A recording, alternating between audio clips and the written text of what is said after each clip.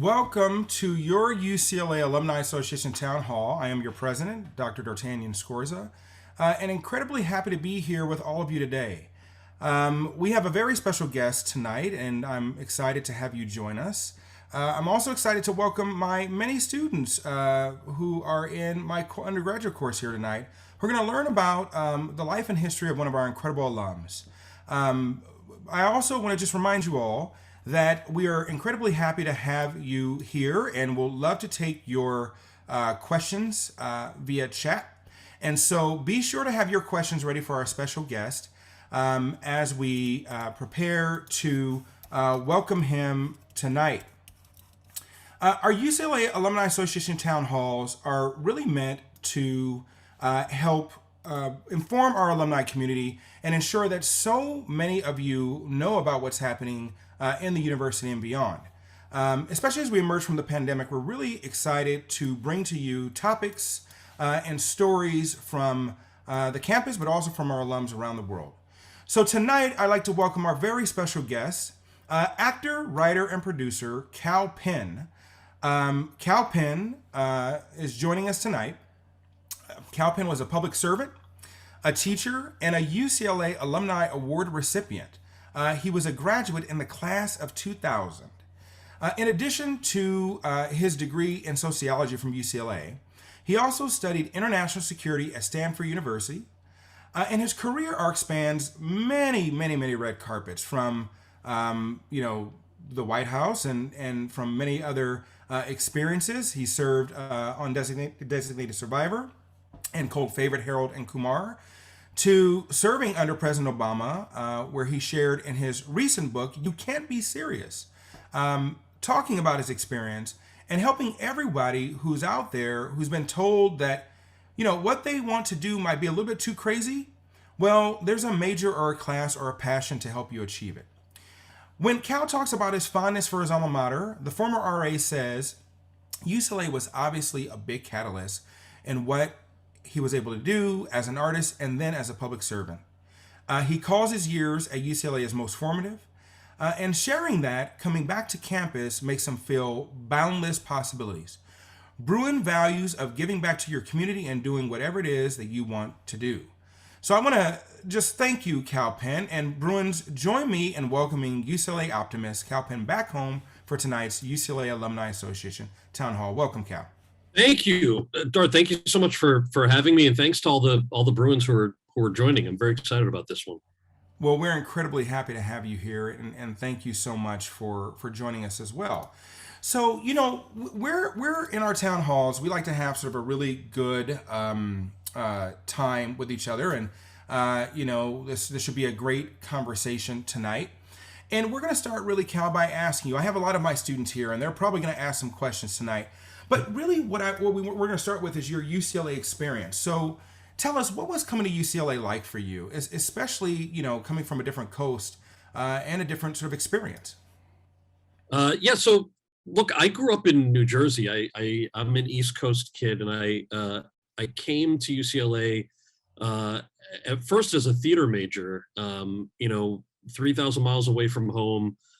Started as an undergrad with the hopes of two things. One, I wanted this holistic, well-rounded education that I knew UCLA was very uniquely equipped to offer compared to other places. And then I also was excited that I was so close to the entertainment industry and wanted to take advantage of internships and jobs. And I knew that I wanted to work as an actor and a storyteller.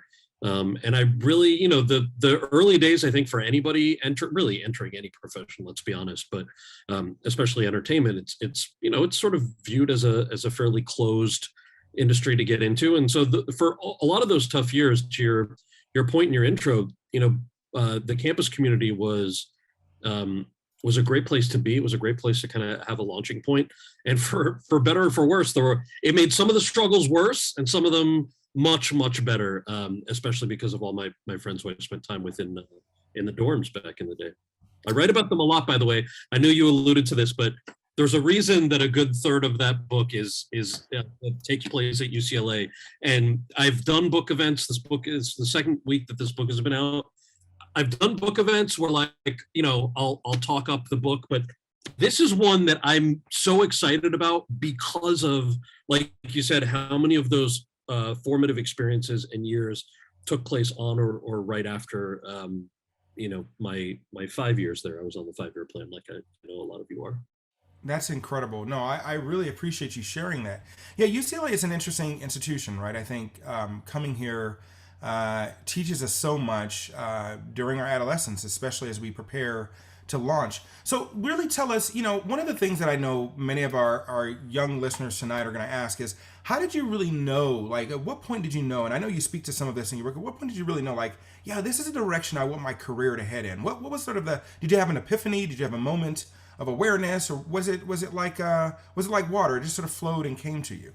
Yeah, there were a couple things that happened around the same time when I was in middle school and in high school. So the things that really drew me to wanting to be a storyteller, especially as an actor and writer producer. So around the time I was 14, there was a movie called Mississippi Masala that came out, and that was a Mira and Nair film. It was one of Denzel Washington's first movies, and it was the first time that I had ever seen people who looked like me on screen, who weren't either cartoon characters or people in brown face or horribly reductionist kind of stereotypes.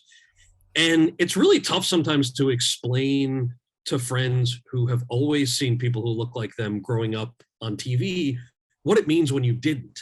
And the day I saw that film, I remember I was in the theater. I went with my parents and my older cousin, and I felt this boundless possibility that you feel when you see characters on screen. And I had not figured out how to articulate that before that point. And really at 14, I wasn't sure. I knew what it felt like. I didn't necessarily know how to explain it, because we're so used to thinking about representation as either positive or negative.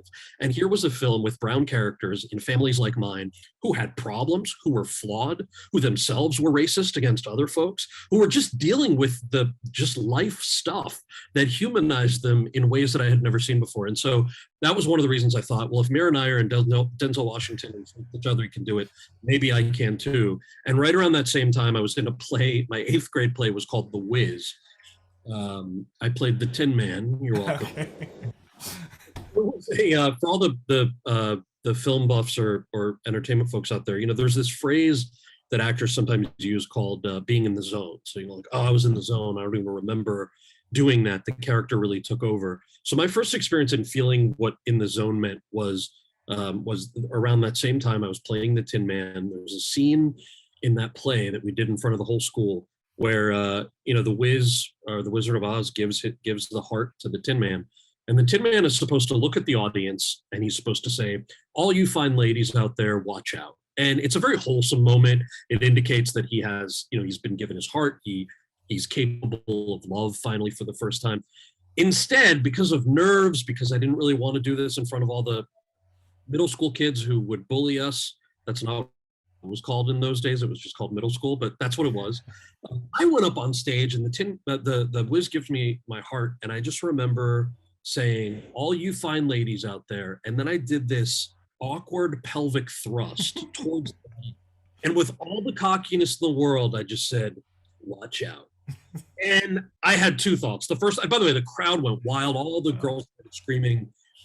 And I immediately was like, I'm going to get in so much trouble for doing this. You're not supposed to do this. This is a school play. Also, what the hell just happened? I can't believe that just came out of me.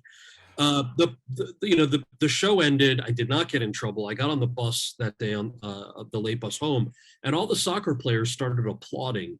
And I just thought, I was waiting for the second shoe to drop. I was waiting for like spitballs. I was waiting for we're not actually applauding you, we're making fun of you. And that second part never came. And instead we had conversations that went something like, wow, that was so funny. We had no idea what that play was about. We didn't realize how much fun we would have. And it was again, similar to the Mississippi Masala story. In this case, it was the first time I realized that the magic and the power of comedy to bring people together, people who hated you, people who might think completely different from you, people who had their minds made up and thought there's no way that I'm going to ever root for somebody like him, to really suspend their disbelief was a magic that I wanted to explore a little more. So when you ask if there was an epiphany, there wasn't a singular thing, but I always point to those two stories because of how much they influenced me at such a young age. You know, it's interesting you say that. It just reminds me of the developmental experiences we have, right, and how they shape the way we come to see the world and even see ourselves, right? And it's so it sounds like really early on those reinforcements, those experiences brought out a part in you. It sounds like that you know help to shape who you've become and how you've showed up for so many others in the world. And in fact, I think you talk often about representation, right? I know you just met with our Dean of Social Sciences, Darnell Hunt, who does a lot of work around Hollywood and diversity and representation. And this has been a huge conversation for many of us recently. And so when you talk about the importance of seeing somebody up, you know, on the screen, someone who looks like you, someone with a complexity. I think you even talked in a recent interview on CNN about, you know, how you were asked to speak with an Indian accent, right? And you would like push back, right? Why do you think representation is so important? You know, especially given what you just shared, why do you think representation is so important on the screen? You know, I can obviously only speak for my own experiences and some of the research that we've done on this, but you know that idea that I felt as a kid, right? That without realizing that when you don't see yourself on screen, you maybe feel like your life doesn't have the same boundless possibility that somebody else's might. And in the case of, you know, I grew up the son of immigrants, the grandson of Gandhian freedom fighters. My brother and I were born and raised in New Jersey. And I actually didn't grow up with a very common story that you hear of kids of immigrants, particularly of that era, feeling like you had one foot in two different worlds. I actually didn't feel that way because I grew up in a particularly diverse state. You know, even though my town, depending on whether it was middle school or high school, it might have been predominantly white, but people spoke a lot of different languages. You know, you had a lot of people who spoke Polish or Italian. Every weekend in middle school was a bar bat mitzvah. And I just thought that that's, you know, for me, that's what it meant to be American. But not seeing yourself on screen was something I registered, and it meant to me that maybe my life was a little more limited. And the more people who I spoke to, you know, of course, not everybody felt that way, but that certainly was. It's one of the things that I really enjoy seeing change so much over the years. You know, you mentioned, you know, some of my early days being asked to put on accents or being asked to, you know, I had a casting director, several casting directors say, "Where's your turban?" And I would explain, "Well, I'm not sick, so I don't, you know, I don't have a turban." And this one woman said, "Well, can you go home and put a bed sheet on your head or something because the character needs to have a turban?" And you know, all of obviously in the moment it makes your blood boil, but inherently an accent or a turban or something like that, that's not inherently stereotypical. The problem arises when those things are they serve a reductionist purpose, where instead of knowing the humanity of the character or the character even having flaws, you're focusing on those racialized externalities to define who that person is, which of course is dehumanizing. And so I think dealing with that also, the only times you'd see certain characters on screen or when that happens, it's not just that you're absent, it's that when somebody who looks like you does appear, you know, it's confined to roles that are incredibly limiting or dehumanizing. So I'm so glad that's been changing so much in the last 20 years. Obviously, Hollywood still has a long way to go, but it's leaps and bounds better than what I ever thought it would be. That's incredible. I really appreciate you sharing that. And I think, you know, I often, I've, you know, been talking quite often to my own students and many of the young folk that I work with about the importance of even filtering out images, right? Filtering out messages that don't serve you well, right? Maybe even when you are represented in a way that is contradictory to your well-being or to a sort of a healthy sense of self, being able to discern between those representations of images of oneself, right? And how important that is. You know, it makes me wonder, so where did you learn this? Did you, you know, you went to UCLA, you have your theater, film, and television degree. And so did that help you at all? Or did it bring you, did the UCLA brand help you in the industry? You know, I remember I took a theater, film, and television class with Sue Ellen Case as an undergrad as well, and we learned about the role of sort of performance in theater, right? And it was incredibly helpful. And so, what did you find? What was that UCLA experience like? Did you take it with you? Yeah, so I don't know how much I fit the mold of the answer to this question, because I don't know that there was any correlation between UCLA and my career, and here's why. And I am not trying to poo on anybody's experience. So I started as a theater major, but I ended up graduating in sociology with a self-declared concentration in theater, film, and television, because I realized early on, I think alums and current undergrads will probably appreciate this.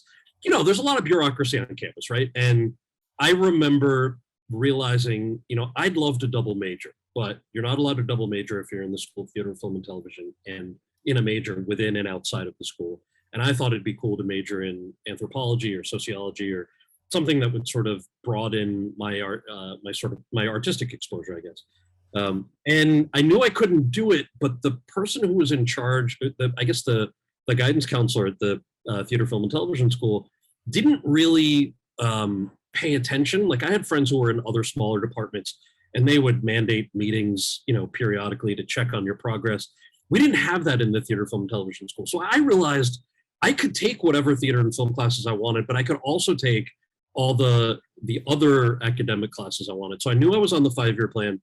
My 4th year, I basically go into the Theater, Film, and Television School with a petition that proves that I've essentially, by the end of my 5th year, I will have gotten enough credits to double major in theater and sociology.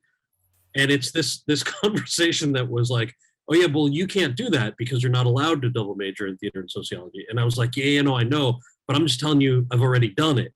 So just sign the petition. And they were like, no, we can't sign the petition because you're not allowed to do that. I was like, no, totally get it, but I've already done it. So can you just sign the petition? Back and forth, like, this is every Bruin knows this, right?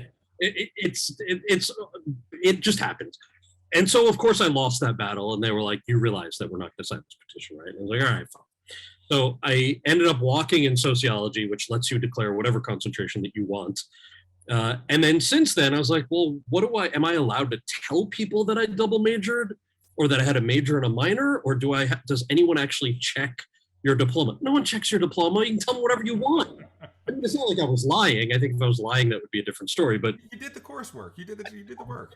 I did the coursework, and so upon graduating, I also the other sort of weird thing was I was going into a profession that didn't necessarily you didn't have to have an academic background for. So I'm answering your question in 2 ways. This was the self-deprecating answer. I'm like, I don't know. The other answer, though, that's not easily found on a piece of paper is absolutely the 5 years I spent at UCLA were incredibly formative, and without a doubt made me a stronger actor. They made me a stronger business person in the sense of being able to tackle the things to enter any sort of a workplace. It taught me a lot in terms of, who are hard workers. It taught me a lot in terms of diversity. I mean, the UCLA community was far more diverse, and probably still is far more diverse than anything in Hollywood. So there were a lot of those life lessons that I think I learned in and around being a Bruin that didn't come from the piece of paper, it didn't come from the fun bureaucracy, but it came from that lived experience of the people I was spending time with, the people I was in the dorms with, the people in some of the. Look, I'm the idiot who took a pre-med class as an elective. And I would say it's in that 400-person lecture, it's even the people who would cover their notebooks when I would miss something the professor said and ask them and be like, what did she say? And don't look at my paper. I'm like, guys, I'm not trying to get to med school with you. I'm just taking this as an elective. I'm just trying to understand the concepts. Even that, I think, was so eye-opening in terms of, wow, if that's your trajectory, if that's your path, it must be so incredibly competitive that that's how you're engaging in class, right? But it taught me something just about the human spirit, about how people compete or work together. There are all those life lessons that you just can't quantify on just a piece of paper or transcript. So Cal, I'm gonna throw in some questions for you that may be completely random, and then come back to some of these other big topics. All right? I'm not trying to throw you off. I just want to. I gotta take some questions from the audience. So one of the things that it's a simple and straightforward question, but one of the things that one of our audience members asked was, do you actually enjoy White Castle sliders in real life? Wait, was the question growing up or now? Just period, ever. All right, so I don't White Castle, so Yeah. I don't eat much fast food, and as an East Coaster, there are real White Castle restaurants. Mm-hmm. I think Ralph's has the frozen burgers in LA. I eat pretty healthy. I have to say they have recently started an Impossible slider line. Yes. So it's all plant-based, and they are delicious. I'm not going to lie. Very good. That burger off of Gailey has a good equivalent if you want the LA version, but I'm a Yeah. Impossible fan. And our new UCLA Luskin Conference Center has a phenomenal Impossible Burger Right. combination. Like it's just incredible if you ever get a chance to go. So folk love you. By the way, they're like, man, they loved you on House. They love the work you're doing. Master Chef and all these other places. But back to sort of what sort of created and got you to where you got. One of the things that some of the folk in our audience have asked is what your experience was like as an RA, and what that meant for students. So let me maybe abbreviate the question around what your experience was and really ask you something that's probably more meaningful, which is what would the students that you worked with, that you served, say about you? How might they describe you, now, given or back then, given your role as an RA? Like what kind of RA was I? What kind of RA were you? Yeah. Were you the fun one who let them stay up, or were you the one that was like, go to bed right now? It was both, but I think this is a real, and I don't know who I learned this from, but it must have been somebody. I can't imagine that I discovered this on my own. So like a lot of people, I was an RA mostly for financial reasons, which is why I applied for it. You got free room and board, and both as as an actor, as an undergrad, and as somebody gas to go to auditions and headshots and things that you needed professionally, it seemed like a really good deal. I also ended up loving it a lot. But the people management skills was an interesting thing. So again, I don't know who told me this at first. I can't take credit for it, but I would do this thing where I would email everyone in my, so I was an RA in Saxon. So everyone in my building on our email list, every week I would email them a list of off-campus parties that were happening on the nights that I was on duty. And that was my way of saying, please go and have fun, but also respect the fact that I have to do my job and I'm trying to earn my room and board.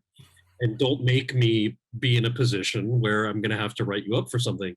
And they very much appreciated that because they were like, yo, he's doing us a solid and telling us where we can go off campus or not, not in the dorms. We will do him a solid. Really, the only challenges I had were when people would stumble home at like 2:30.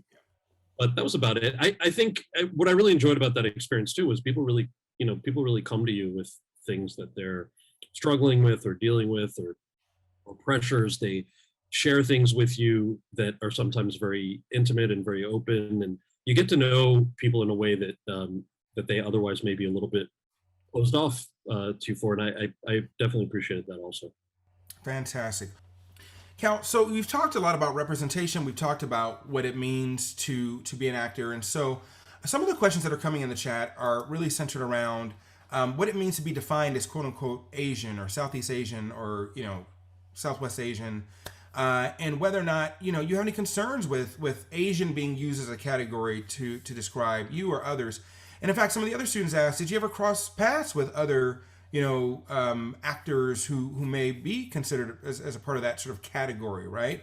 When you were here at UCLA, and if so, do you maintain those relationships? Do you build? So it's a two-part question. What do you think about that category in the first place? Is that accurate? And then secondly, how do you talk to folk about it in the field and maybe other actors that you've come across? Yeah, in the acting perspective, it's always just an interesting thing the way that people are categorized. That's not so different from society, really. But look, I went to theater school and wanted to be an actor because I genuinely love storytelling, and so it wasn't until I started trying to get work that I realized, which is of course obvious, that it's other people who put you in categories like, well, you can only play these roles, or we think of you for this part. And to be perfectly fair, every actor deals with that, right? You're told that you're too tall, too short, too fat, too skinny. You look like the quarterback. You look like, our version of the exchange student, whatever that is. So it's a little kind of, it's jarring or boring at first, but I think what's the interesting thing I learned quickly is for performers of color, you often don't have the luxury of being too tall, too short, too fat, too skinny. because you're just told you're too ethnic, and so that kind of takes you out of the pool from the beginning. Like I said, I think that that's been changing in the last 20 years in wonderful ways. But that was my first kind of exposure to it. In terms of the category itself, Asian American. I mean, look at like a lot of groups, it's a gigantic umbrella that comprises more than 50 different subgroups. This kind of taps a little more into some of the work that I did when I worked for President Obama. I was one of the jobs I had was outreach to the Asian American Pacific Islander community at the White House, and we would deal with this constantly because everyone from the federal government on down, the category is Asian American, but if you disaggregate that data, there's very little in common that a wealthy Japanese American or Indian American doctor might have with a Cambodian refugee or someone from the Hmong community. So wanting to keep that data disaggregated for purposes of serving certain communities and making sure that everyone's needs are met. I'm putting on my super nerdy policy hat here now to question, but to me, that's the more real relevant kind of stuff. It's maybe outside of representation and things like that, but that's where a lot of those how we define groups and who's considered what part of what group can kind of creep in. I think that's right, and the homogeneity doesn't really serve us very well. In my work in racial equity, you have to be really incredibly intentional and thoughtful, right? Because I think you hit the nail on the head. What someone who might experience from a Hmong community or more recently Afghanistan refugees, right? It can be incredibly different from someone from a different region or even place around the world. But that can be true as well for someone who grew up in New York or grew up in Jersey. Who may have had a different experience for someone who grew up in Marin or Northern California, right? The stories that we bring, I think, in many ways can help shape the way we experience and engage and interact with others.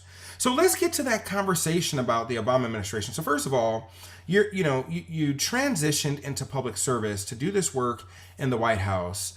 And by the way, I've already told folk, just so you all are aware, I've already told Kal I love him in Designated Survivor. Like, we got to talk about it as well, so we'll get to that. But you transitioned to the White House, right? And that's not something that's typical for an actor or someone who's as well known and respected with your filmography, right? Like, that doesn't typically happen. So first of all, obviously you were driven to serve others, but why? Like, what was like the point at which you said, okay, this is what I want to do?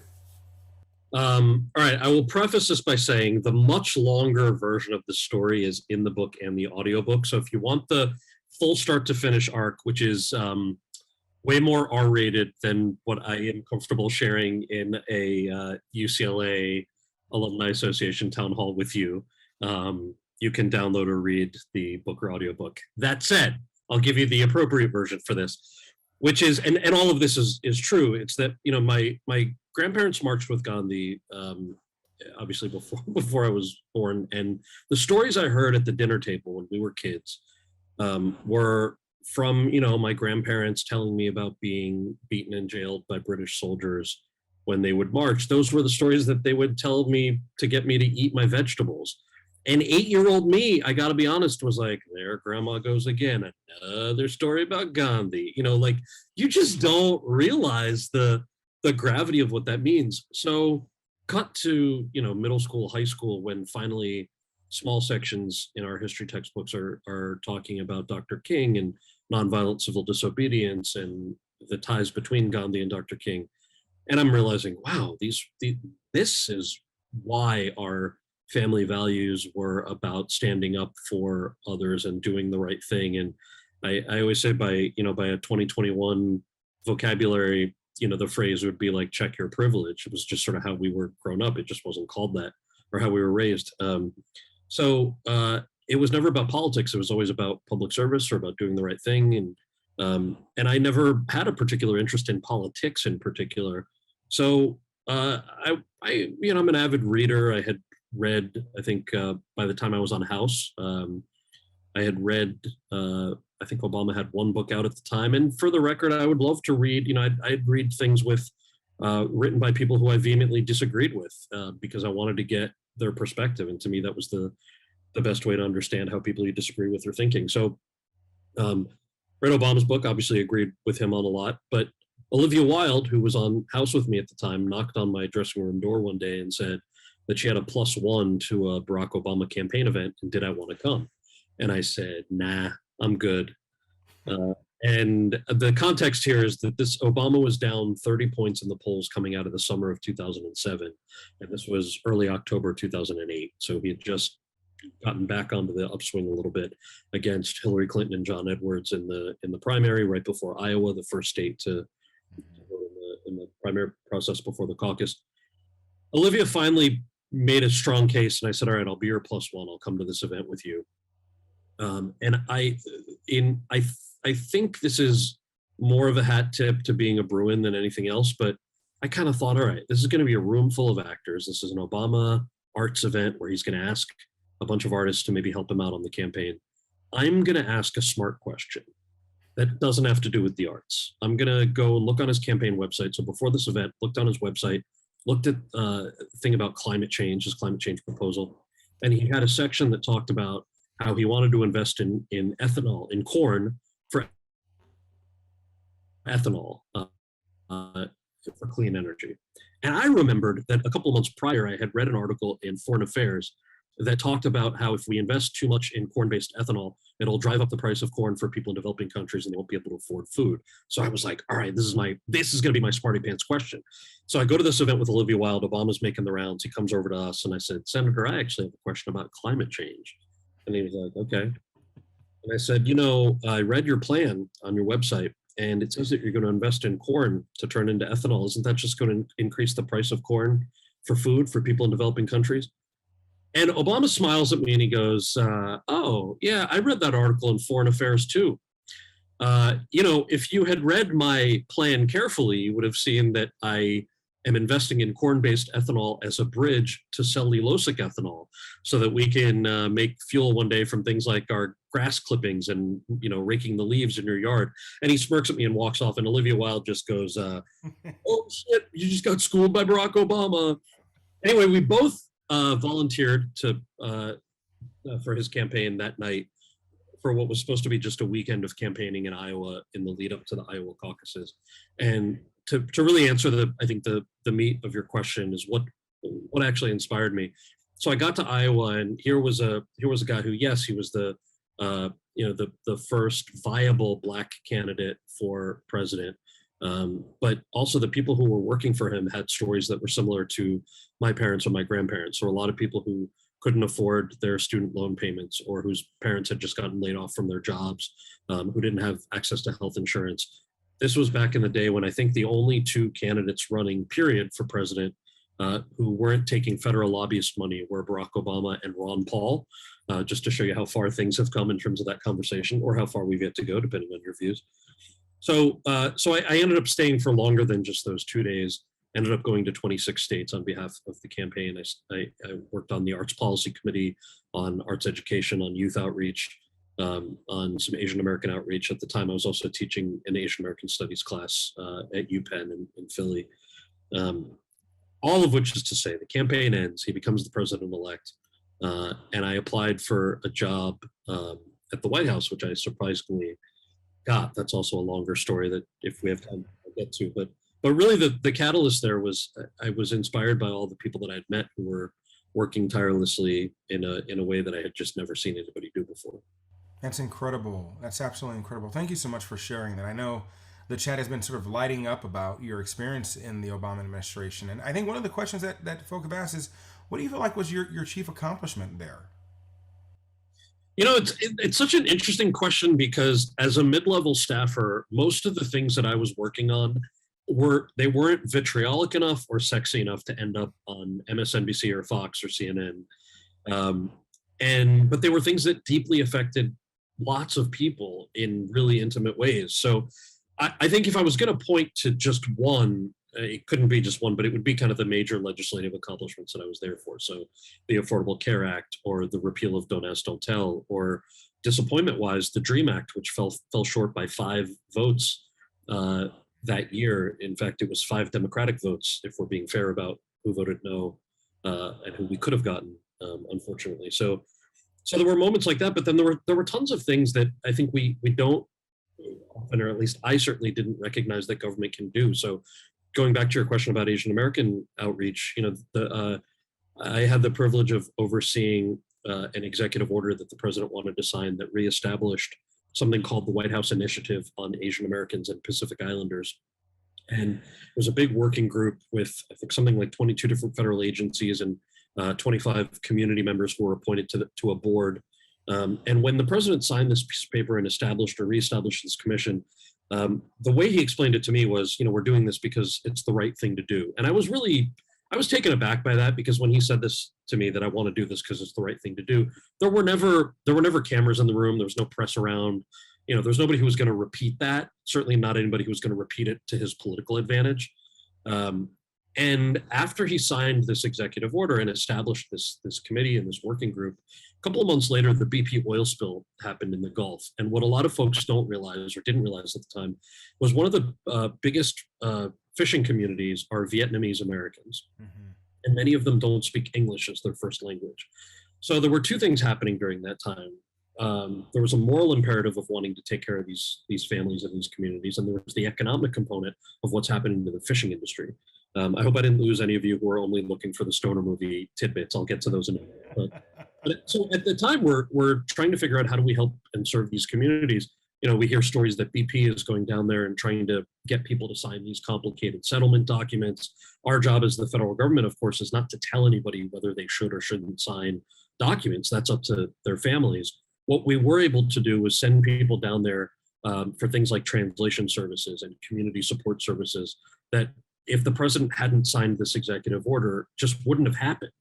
And so it became this really important thing, something that's certainly very special that I remain humbled by, and it was an honor to work on, that never really made national news and really didn't have to, but it kind of illustrated for me the opportunity and the power that the federal government has when the right folks are in leadership positions and are deputized to kind of act on things. And in that case, it was my boss saying, I want to do this because it's the right thing to do. I didn't realize until the right thing had to happen what that even meant. Yeah, that's incredible. Thank you so much for sharing. Now let's transition a bit, because I know folk want to talk about the Hollywood stuff, right? That's the fun stuff, right? And by the way, somebody said, "Oh, they love you in house." Love you in a lot of your efforts. So, one of the questions that's emerged is sort of, what was your favorite role? What is the sort of favorite character you've had an opportunity to play? So I have two answers for that. I mean, the first is that a movie called The Namesake that I had the chance to do was directed by Mira, so the woman who directed Mississippi Masala that I saw when I was a kid, that initially was one of the catalysts that made me want to be an actor. I had the chance to work with her on a film based on a beautiful novel written by Jhumpa Lahiri, who won the Pulitzer for her first book, Interpreter of Maladies. The reason that was so special goes back, we don't have time for the full story, and yes, I do tell it in the book in more detail, but I'll give you the abridged version, which is that one of my first roles was in a movie called Van Wilder, which I had a blast making, but it was phenomenally stereotypical, right? I literally played an exchange student named Taj Mahal. I'm not going to litigate that with you now, but as you might imagine, there was a lot to work through when I took that job, but I also had the good fortune of working with people like Ryan Reynolds and Tara Reid, who were incredibly supportive and wonderful and really encouraged me to lean into the comedy. And I, of course, wanted to lean away from racial signifiers. Had I not done that movie, I would not have booked Harold and Kumar Go to White Castle, which is the second answer to that question. I loved that film. It remains the funniest comedy script I've ever had the chance to read. John Cho, who played Harold, is like a brother to me now. He's a sibling, essentially. And he's the one who introduced me to Jhumpa Lahiri's writing. And when The Namesake came out, both of us tried to get the rights to turn it into a film, only to find out that Mira had already had the rights and was casting the movie. And the reason that I got to audition for her in the first place is because her 14-year-old son, Zoran, was a big Harold and Kumar fan. And so everything came full circle, this concept of going from a role that was more stereotypical than I would have liked, that I took in order to build a resume, that came to fruition, and then had the chance to work with a director who really was a role model of mine from the time I was a kid. Without a doubt, it's The Namesake, with Harold and Kumar being a close role. That's incredible. That's absolutely incredible. Now, what about tacos on Master Chef? Why tacos? What got you to prepare those? Look, I love tacos. Tacos are my favorite food, and I just wanted to make some tacos. That's it. Just make the That's a tacos. simple answer. I mean, and it's so funny because it's television. And I remember some of the early conversations with the culinary team. They're like, "So, what's your favorite food? What do you like to cook?" And I went through everything I like to cook, and they were like, "Do you like to cook Indian food?" And I was like, "I mean, yeah, but I see where you're going with this, but I'm not making it. I'm making tacos." So we made some tacos. That is incredible. That's incredible. So, obviously, you've talked a lot about your experience in Hollywood. And one of the things that our, folk in our audience are asking about is representation. I think, ahead of the call, we talked about how one chapter of your book has gotten a lot of attention, surprisingly, right? You can do a quick Google search and you can probably figure out quickly what that chapter is. And so, a lot of our students out there who are working to learn more about themselves, or working to discover themselves, who are exploring their own sort of either identity as it relates to their sort of race or their gender or sexual orientation or otherwise, are all, wondering sort of how does that experience show up for you in the many spaces that you occupy? And then two, what would you say for a South Asian youth or Southeast Asian or Southwest Asian youth who, is yearning for community and representation? Cool. That's such an interesting and very, very complex question. So I appreciate you asking it. The chapter that you're talking about is chapter 18 of the book, which incidentally, it was the easiest chapter to write because it was a love story about beer and NASCAR, essentially. And through that, how my partner Josh and I met and fell in love. And because it was the easiest chapter to write, and I got to tell you, for any of you who have written memoirs or anything that's nonfiction, there's some stuff that's really difficult. Like the tough chapters for me, and the chapters honestly that I really wanted to make sure were well researched, were the ones in which I was talking about navigating race and racism in Hollywood and barriers to entry, which I found to be quite low when I was trying to get in and trying to get my foot in the door. And I tell some pretty open stories about, and I name projects. There was a project I did called Sabrina the Teenage Witch shortly after I graduated from campus. I talked about some of the racist experiences on that show and on a movie called Son of the Mask. And I don't name names of individuals because the point of telling these stories and the point of the book was to really focus on how systems can and do change. But if I was going to tell the story and name the shows, I wanted to be damn sure that I could fact check everything that I was talking about. So I went back and I'd saved a lot of scripts. I'd saved a lot of casting breakdowns. I called a lot of people who I hadn't spoken to in years, just to find, okay, you were in the room for this particular story. I don't want to feed you my memory of it. Do you remember what this experience might have been like? Or what's your recollection of that day? So all of which is to say the easiest chapter were the ones that are more intimate to you. So the stuff about my parents, the stuff about my partner, Josh. And I honestly, maybe I was a little naive. I didn't think that was the most interesting chapter of the book, was about how two dudes fell in love over NASCAR. I thought it was, it was a sweet love story. And I put it in there for the same reason that I put in how my dad grew up in a tenement apartment in Mumbai, and how when we were little kids, when we'd visit my grandparents, they never had running water, and they never had a bathroom in their tenement. So we'd have to walk with essentially what I call poop slippers and a bucket to the end of the hallway to the communal bathroom to do your business. So those were the easiest things to write because I know them so intimately. So the book comes out, and I understand journalists will publish things like this as a headline because it gets clicks in this day and age, and that's fine. And that's the reality of what we deal with. But to your question, somebody who thinks that the more interesting stories are the well-researched ones, or the ones about what it was like as a young man of color navigating Hollywood, or the ones about what it was like working for the first Black president, it caught me a little bit off guard to see that a lot of the traction was about sexuality or was about personal relationships more than what I thought. Certainly, I wrote this book for the 20-year-old version of me, or the 25-year-old version of me. And I think that kid would have been way more interested in reading about barriers to entry and how to navigate things like identity. I probably would have thought it was great to read a chapter about falling in love, but at the time I was just hungry for the thing that I was most passionate about. So So that ties into sort of the second point of that, which is that the other person who I wrote this book for is the people who tend to not view the world as binary or not view the world as having mutually exclusive choices. And I certainly put the whole Bruin community in that category. You know, most of us are well read. We have multiple interests. What you do in your job may not be your only passion in life. And so navigating, whether it's, you know, my personal relationships, professional relationships, I never sort of viewed those as any of those as being mutually exclusive. The thing that I always was mindful of was that other people sometimes thought that they should be. And so that frustration of, well, how do I deal with whether it's a hater, whether it's just somebody who doesn't believe in me? How do you navigate that space, to me, was a little bit tougher than what people, you know, what people might otherwise think. Well, I'm curious about the hater question because, you know, that's one where, like, you know, you don't know, right? If you're a young person and you're coming up and you're like trying to deal with issues, we got a lot of young folk at the town hall tonight. How do you deal with haters, man? Everybody's not going to have your back. Everybody's not going to want to see you succeed. So, especially in Hollywood, we hear the stories, right? Oh, you get blacklisted, you get put over here, you know, whatever. How do you navigate through that?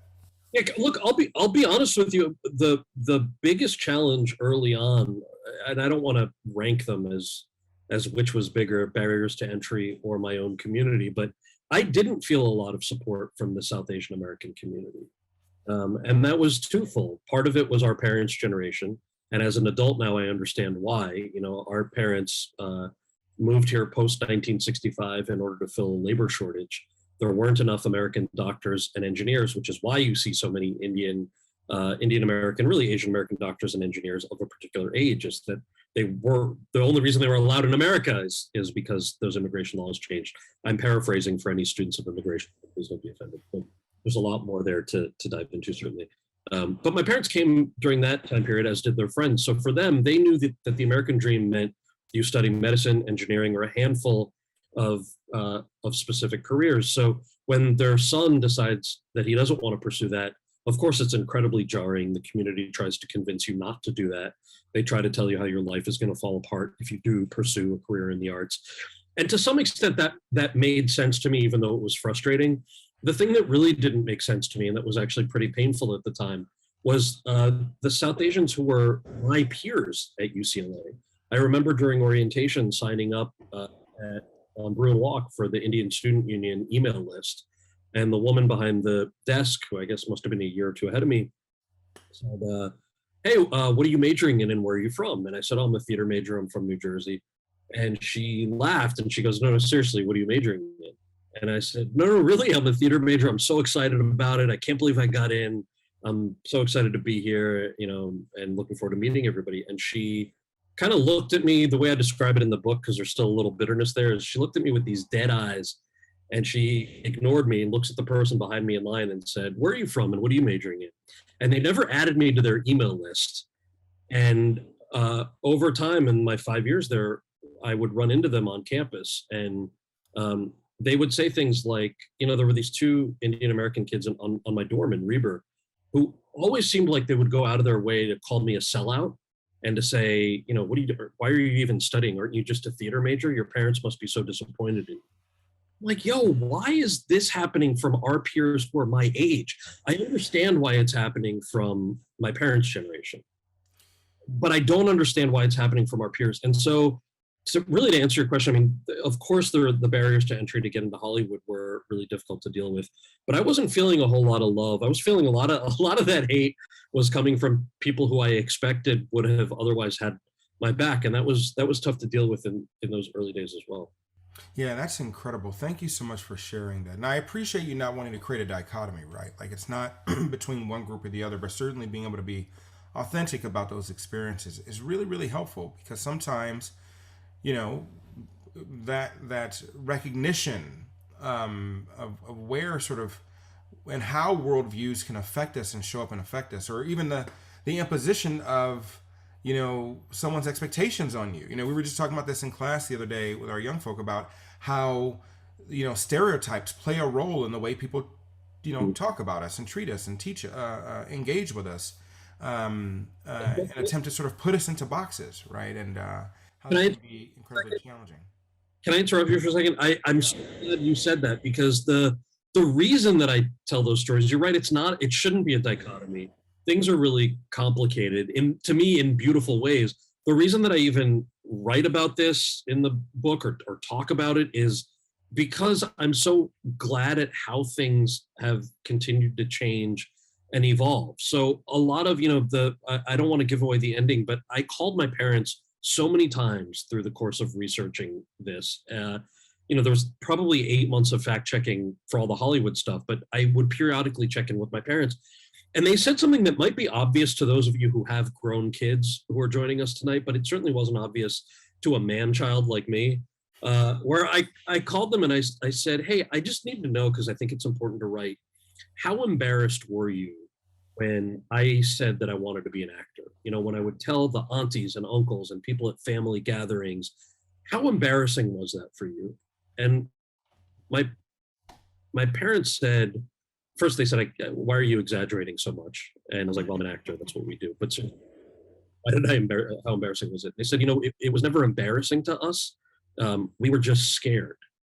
And we didn't know that as immigrants, that was a real career that somebody could have, that you could be an artist, that was something in America that you could actually do, that could make somebody happy, that could give any sense of stability. And so the reason I talk about whether it's what it was like, what it felt like, what haters were like early on, is both internally in the community, recognizing that, especially for immigrants or kids of immigrants, the idea of fear in America is something that affects a lot of people in a lot of different ways. And the way that can manifest itself as we try to plug in to the country that we love and want to continue to make better can be complicated.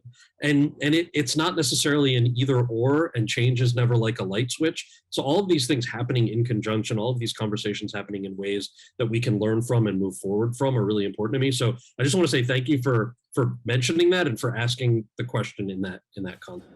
Yeah, no, I appreciate that. And I really appreciate you sharing that, because I often hear from a lot of my students who come from families where their parents were immigrants, maybe first or second generation immigrants, right? That there are concerns. They want them to be successful. And frankly, one of the things they frequently say is, I make a lot of sacrifices so that you can be able to achieve your dreams or do the things you want to do here in America. And I just want to see you be successful, right? I want to see you grow. And I think, it's great to hear you share, that experience. By the way, I want to say that when I studied abroad at UCLA in South Africa, I had the pleasure of standing at Gandhi's house in Durban. And hearing those stories of his life were incredibly inspirational. So knowing that your grandparents really, fought that fight, it sounds like, was not only incredibly influential, but also connects this relationship between, the experiences that others have around the world as it relates to forms of poverty and oppression and the fight for justice, and also in some ways what you're doing here, right? I mean, what I hear you saying, and correct me if I'm wrong, is, look, I grew up with this commitment to justice, even if I didn't know what it was at the time, and the way I show up now, the way I, represent my community now is to also help bring about a form of justice, right? Through representation, through public service, through sort of a challenging these norms and these expectations, and also normalizing things that people would otherwise not expect.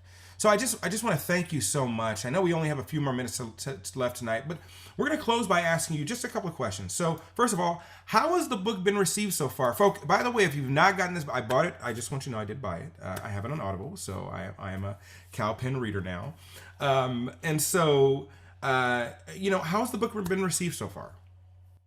I've been so happy and pleasantly surprised. I've never written a book before. I was telling folks offline before we started that when you make movies and TV shows, sort of like politics, I mean, Twitter can be very toxic, social media in general, because it seems like it's a place to go when you didn't like something and you want to tell everybody how much you didn't like it.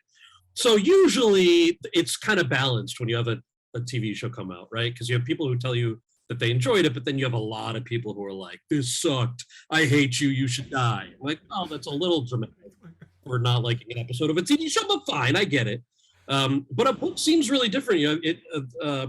People who have read it have seemed to identify with different parts of the stories. I was like, the reason that I'm telling these stories is, like I said, I wanted the 20-year-old me to hear some of them, and I wanted to write a book for people who don't view the world as a series of mutually exclusive choices. And so, whether it was navigating politics or the entertainment industry early on, it's really special for me to hear which stories really resonated with people and why. There are a lot of R-rated jokes in the book on purpose. I wanted this book to be something you can read at the beach if that's what you want to do, and I also wanted it to be something that professors could assign if it was a poli-sci or Asian American Studies class. So equal parts citations, equal parts. I can't believe he shared that with us. So it's been really fun. And I will say, because I know we don't have a whole lot of time, I'm going to do a few more of these types of Q&As on Instagram and a few other places. So if folks have not had their question answered yet, I would love to continue the conversation in the coming days.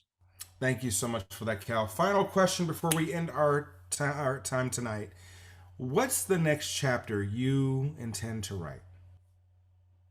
So the half jokey answer is that I want this book to do so well, so many people downloading it on Audible and buying it, that I can sell the rights to it and hire like Karan Brar or Dev Patel to play the young me, because I'm too old now. And maybe we can shoot that in the dorms at UCLA if they'll let us. But I think I really enjoy storytelling. I'll give you the real answer. I really enjoy storytelling. I've really enjoyed. There was a show that I had the chance to co-create for network TV 2 years ago called Sunnyside, about a group of immigrants in New York City. It was a short-lived series, but the process of doing it was so special to me. I would love to continue doing things like that, just making people laugh, bringing people together. The thing that I love about what we get to do as artists is that I think it's probably only sports, food, and the arts that are even in this category anymore.